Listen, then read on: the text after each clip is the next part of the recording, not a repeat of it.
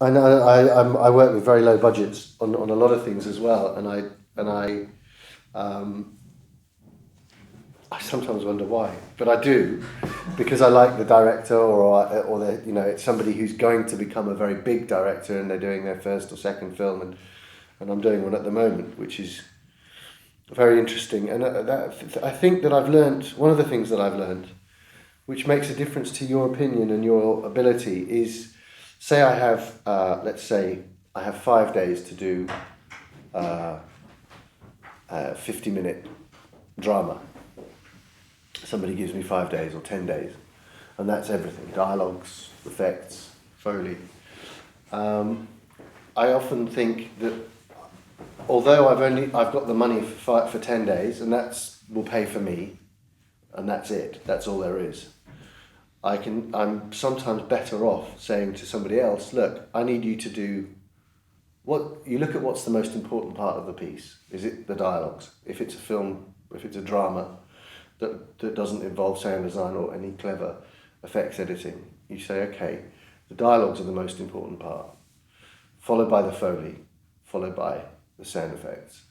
So you take the least important part for that project, and it's different on every project, and you say to somebody, I'll give you 3 days to do me all the backgrounds.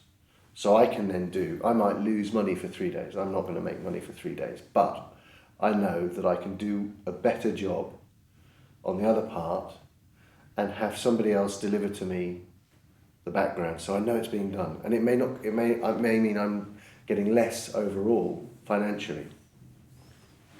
And what it does is it gives you, it unburdens you for the creative process that you're going through. When the creative process becomes stress and you don't sleep and you're denying yourself the ability to enjoy doing what you do and the ability to be in control of what you do. You're being driven hard into a wall, and after that that's it, you're finished. There's no sense of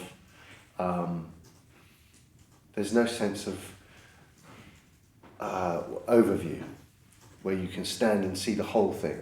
You're just in it, and you're just going, get it finished, get it done, get it. And very often that's counterproductive to everything that we're talking about. Very often it frustrates you, it makes you lazy, it means that you'll use the same sound effects again and again and again all the way through. I hear it all the time on TV dramas where they've just used a certain library that I know well, and they've done nothing to it, and it's just the same doors, the same cars, the same. And you think, well, they probably had 5 days to do it, so there's not much you can do in those 5 days. But I always think that if you were to say to yourself, how many days of these 10 am I going to work on backgrounds? Well, I don't know. So you sit down and you structure it, and you look at the days and what you've got and what can you achieve. And the first thing you do when you see that is you go, I can't do it. There's no way I can do this in 10 days or 5 days. I just will have to do what I can. And at that point, you're no longer looking up. You're looking at your feet and you're just running. And you're doing this the whole time, and eventually it stops. But you need to look up. You need to be looking ahead at the end game all the time.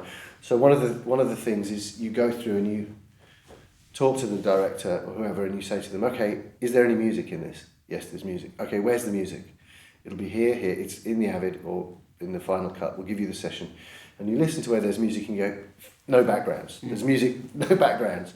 Foley, maybe. We'll leave that to last. Moves, no moves, just feet. Da. And you pare the whole thing down. I'm sure you do this anyway. But you build yourself, try and create yourself some time and space, because it's the only thing that's your friend as an editor.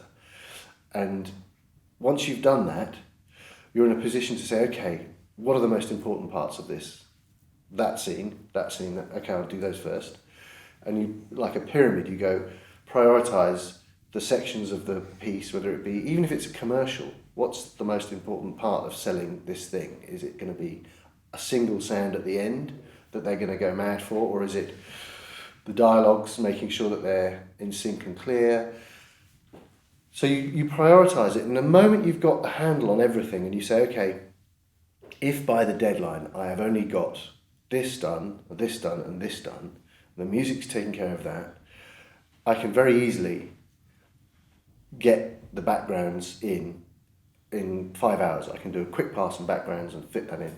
Or I can get somebody else to do a day on backgrounds and just say, right, at the last day of the delivery, I want somebody to come in and do, or somebody out there to help me and do all the backgrounds.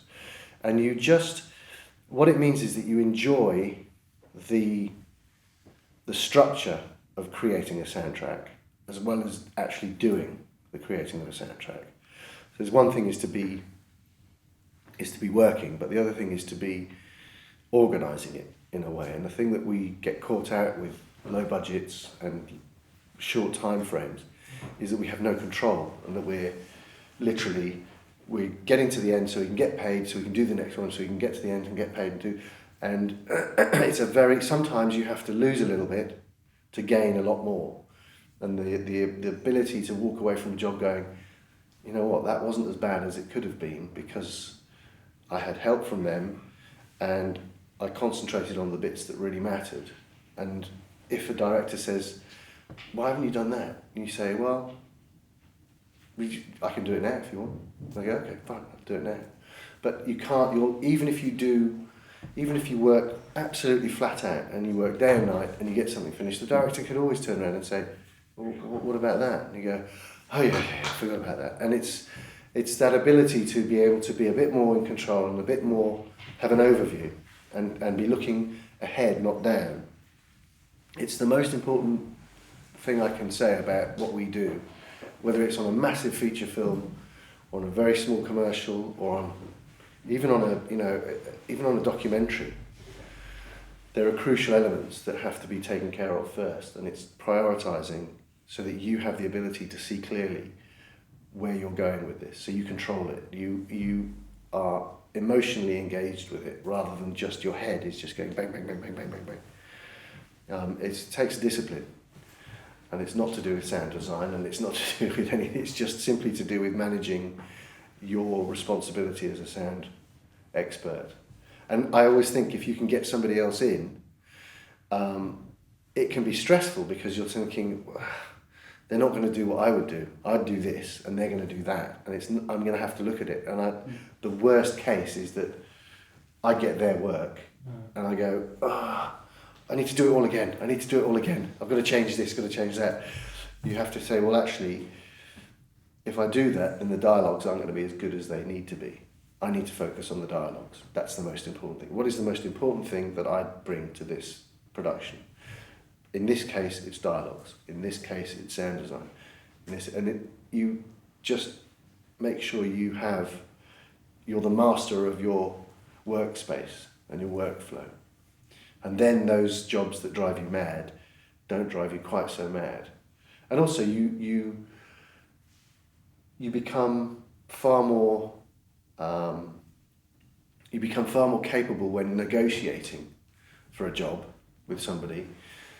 They say, okay, here you go, you've got 2 days, we want it done in 2 days, or we'll be here this afternoon, can you do it this morning and we'll be in this afternoon? You say, yeah, I can have something ready for you this afternoon, but it won't be, obviously I'll need to finish it with you here. I need you here to tell me whether it's right or wrong. So they immediately understand that it's not going to be all finished. It's like that idea that people don't understand this process that we do, so they go away thinking it's all going to be perfect, it's going to be exactly as they imagine, and they hear it and they go, it's not what we were thinking really. And you kind of go, okay, well, what do you want me to do? I think you've got to engage with, as we do with picture editors, you've got to engage with them and give them material and say, how about this, how about that? Get them involved as much as possible, because it doesn't make you look like you don't know what you're doing. It makes you look like you care about what they think. And that's really important for a filmmaker, to feel like his sound guy has got his best interest at heart. So a director who, if I work with a director and say, I want you to come and have a listen to something, he'll go, oh great, I love sound. That's great, sounds so exciting. They don't know why, but they just love sound. And they'll come in and play something and go, yeah, it's okay, it's great. Can we have a listen to this as well? You go, I haven't done anything. So, well, let's just have a look at it. So you then They're there, they're with you.